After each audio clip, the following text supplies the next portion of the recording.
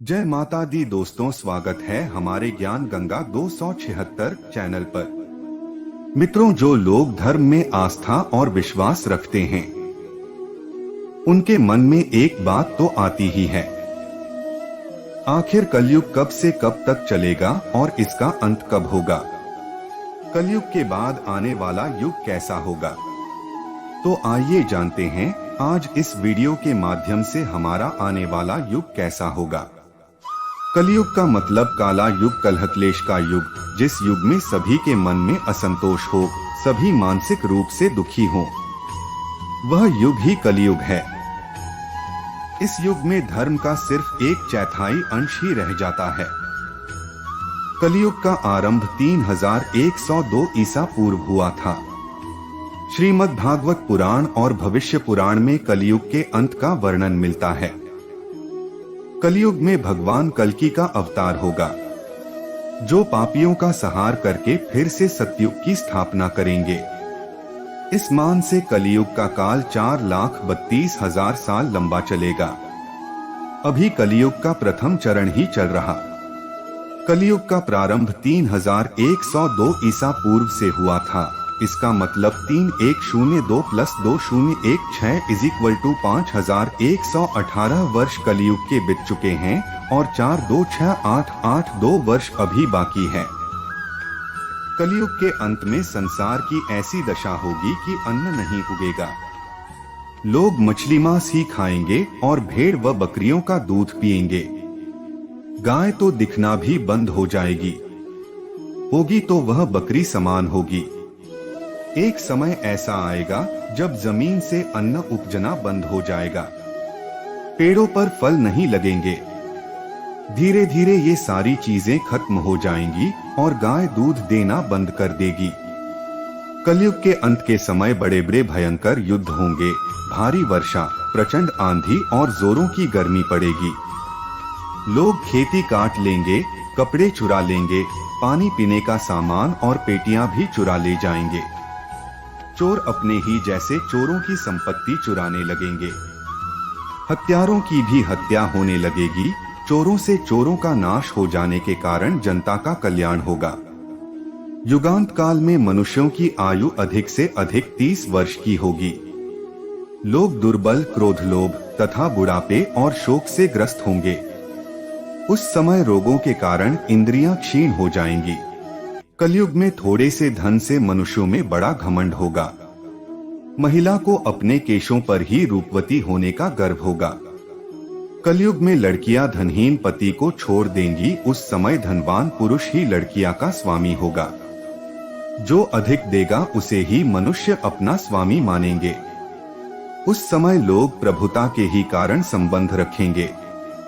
द्रव्य राशि घर बनाने में ही समाप्त हो जाएगी। इससे दान पुण्य के काम नहीं होंगे। मनुष्य की औसत आयु 20 साल ही रह जाएगी। 5 साल की उम्र में स्त्री गर्भवती हो जाया करेगी।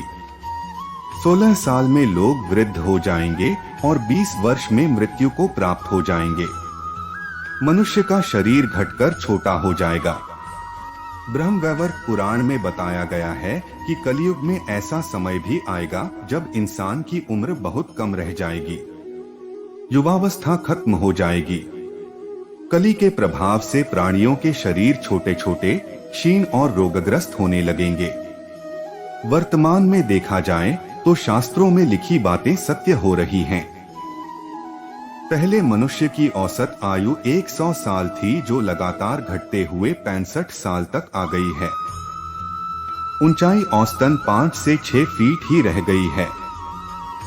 पानी का संकट गहराने लगा है और प्रदूषण के कारण हवा जहरीली हो रही है, जिसका असर धरती की गुणवत्ता और फसलों पर दिखाई दे रहा है। पर अब सवाल यह उठता है कि जब त्रेतायुग में पाप बढ़ा तो भगवान राम ने अवतार लिया, जब द्वापर में अधर्म हुआ तो कृष्ण ने अवतार लिया। अब जबकि कलयुग धर्म की हर सीमा को पार कर जाएगा, तब क्या होगा? ब्रह्मवैवर्त पुराण के अनुसार तब एक बार फिर भगवान विष्णु कल्कि रूप में अवतार लेंगे। पुराण में बताया गया है कि उनका जन्म विष्णुइषा नामक ब्राह्मण के घर में होगा। वे केवल 3 दिन के लिए धरती पर जन्म लेंगे और समस्त अधर्मी लोगों का नाश करेंगे। इसके बाद धरती पर लगातार मोटी धार से वर्षा होगी। इतनी वर्षा की पृथ्वी एक बार फिर जलमग्न हो जाएगी। 17 लाख वर्षों का संधि काल, एक युग के अंत दूसरे युग के प्रारंभ के बीच के समय को संधि काल कहते हैं, होगा। संधि काल खत्म होने के साथ ही पृथ्वी पर 12 सूर्य उदय होंगे, जिनकी गर्मी से पृथ्वी का सारा अनुपयुक्त पानी सूख जाएगा। इसके साथ ही एक बार फिर सतयुग का आरंभ होगा। ऐसा कहा गया है, कलयुग के बाद ऋषि मुनि फिर धरती पर अवतरित होंगे, लेकिन कलयुग की प्रधानता के सवाल पर शुरू से ही विचार किया जाना चाहिए। भगवद गीता का दावा है कि परिवर्तन सृष्टि का एक अंतर्निहित नियम है और वर्तमान युग सभी युगों के 22वें चक्र का प्रतिनिधित्व करता है। जिस प्रकार शरीर त्यागने के बाद आत्मा नया रूप धारण करती है और दिन के बाद रात होती है, उसी प्रकार युग भी एक निश्चित अवधि के बाद बदल जाते हैं।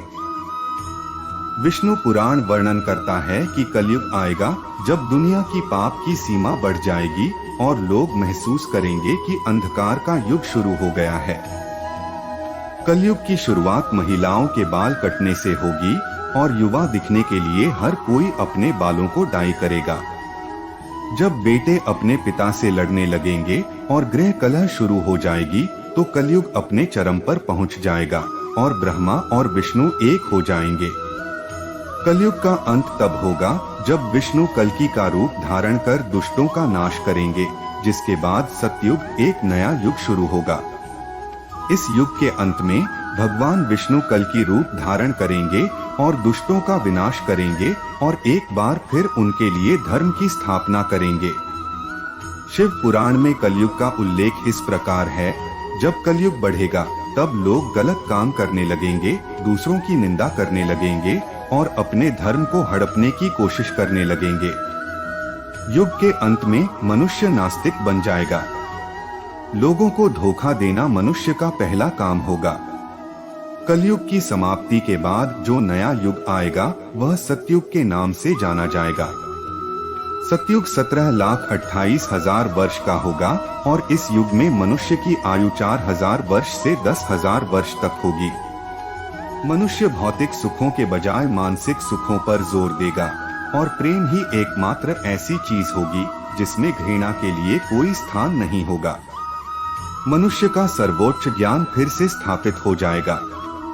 सतयुग में लोग आध्यात्मिक और नैतिक मूल्यों पर केंद्रित एक सरल और संतुष्ट जीवन व्यतीत करेंगे। लालच और भौतिकवाद के लिए कोई जगह नहीं होगी और लोग प्रकृति के साथ सद्भाव से रहेंगे। रोग और कष्ट न्यूनतम होंगे और जीवन प्रत्याशा कलयुग की तुलना में बहुत अधिक होगी। हिंदू पौराणिक कथाओं के अनुसार सतयुग के बाद त्रेता युग, द्वापर युग और फिर कलयुग होगा।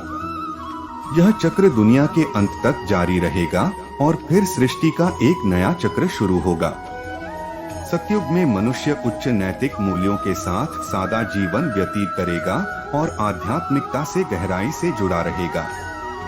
लोगों में ईश्वर को देखने की शक्ति होगी और ध्यान और आध्यात्मिक अभ्यासों के माध्यम से ईश्वर के साथ संवाद करने में सक्षम होंगे। कोई हिंसा या संघर्ष नहीं होगा और हर कोई सद्भाव और शांति से रहेगा। सतयुग के बाद त्रेता युग होगा जो 12,96,000 वर्षों तक चलेगा। इस युग में लोग भौतिकवादी गतिविधियों पर अधिक ध्यान देंगे और महत्वाकांक्षा और शक्ति की ओर उनका रुझान होगा। हालांकि उनका अभी भी आध्यात्मिकता के साथ एक मजबूत संबंध होगा और वे धार्मिकता के मार्ग पर चलेंगे। अगला युग द्वापर युग 8,64,000 वर्षों तक रहेगा। इस युग में लोगों में धन और भौतिक संपत्ति की अधिक इच्छा होगी और प्रौद्योगिकी और वैज्ञानिक प्रगति पर अधिक ध्यान दिया जाएगा।